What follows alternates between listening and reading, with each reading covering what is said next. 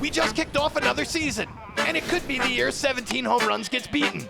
Some teams look to be in mid-season form, while the rest just flat out failed to perform. So get ready for the show that tells you everything you need to know on this month in Wiffle Ball. No team has won more games in the Palisades WBL than the Dodgers. With the offseason addition of Ryan McElrath, Matt Riegler, and Dakota Kenny, it looks like that won't change anytime soon. McElrath took to the carpet on opening day, and though he gave up an uncharacteristic 2 runs, the Dodgers were able to squeak out a win over the D-backs with some timely hitting. In their second game of the day, they put a hurting on the Phillies, going back to back to back, and getting Brett Bevilacqua his 33rd career win, tying him with Montanez as the all-time league leader. With the Twins and Rangers up next, the boys in blue will have their hands full, but a split or sweep might keep them atop the heap. At full strength, there may be no team in the league better than the Rangers. Led by 2-time MVP Rich Galad, the Rangers did what you would expect them to do against the Twins and Phillies. Rich Galad, John Astorco, and Mike Bofides went yard a record 12 times on opening day and put up 33 runs while only allowing 3. With both wins by mercy rule, the Rangers are rested and ready for what may be a little more of a challenge week 2 when they see the D-backs and Dodgers. Not to be outdone by the Dodgers and Rangers, the Mariners also went back to back to back on opening day. And like the Dodgers and Rangers, the Mariners finished the day at 2-0. While they only put up 7 runs, the story was the magnificent pitching of Scott Fleeser. Fleeser pitched 11 innings, allowing only 1 run and striking out 27. While everything has worked out in the Mariners' favor, a huge area of concern is the right arm of fireballer Matt Fleeser. Unable to go opening day and with no timetable for return, the Mariners may not be the lock everyone thought they were for a bye come playoff time. For the past 2 seasons, the Brewers have relied on one player to essentially carry the team. In 2012, it was Ryan McElrath. Last year, it was Bo Mashinsky. And this year, it looks like it will be Tim McElrath. Tim McElrath started the season by no-hitting and striking out 18 Rays in 6 innings.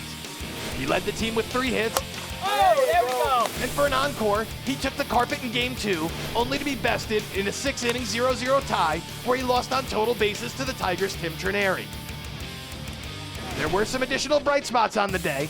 Joe Gallo distanced himself from a forgetful 2013 season with a pair of doubles. And Joey Maniscalco chipped in with a pair of hits.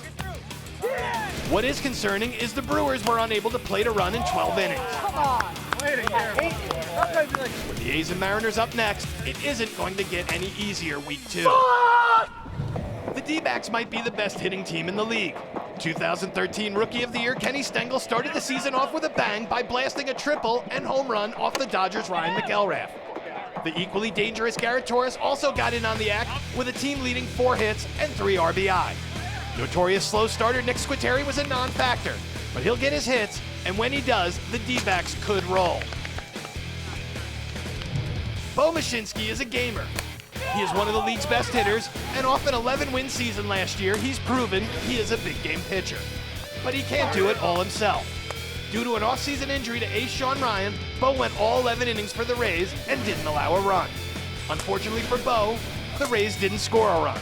In fact, aside from this Sean Ryan double with no outs and a man on first, they didn't even threaten. If Ryan can't get back on the carpet, it is going to be a long season for the Rays. Regardless, they will still need to start stringing some hits together. The A's shocked the wiffle world by taking down the defending champs on opening day thanks to this solo shot by Chris Schneider. Yeah, baby! And some stellar pitching from Kyle Von Schlusingen. Schneider came to play opening day and accounted for 4 of the A's 7 hits, and both their RBI.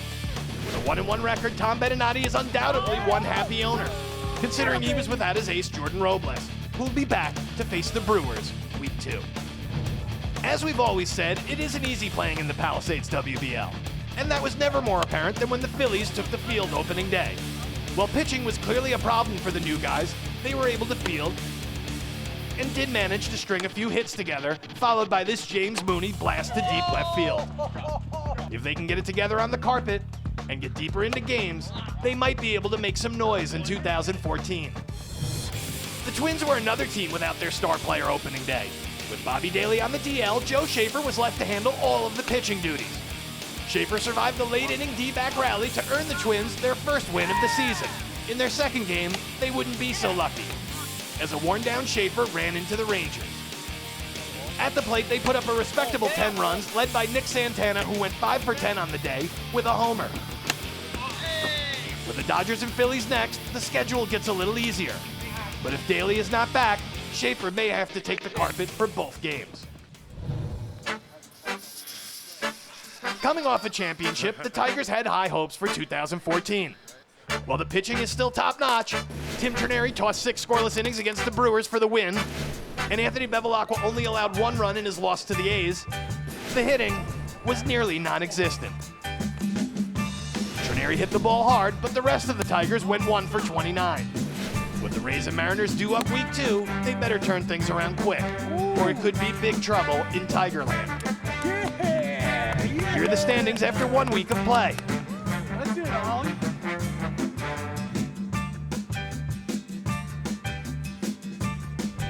That's all for now. Join us next time as we look back at the month of May on This Month in Wiffle Ball.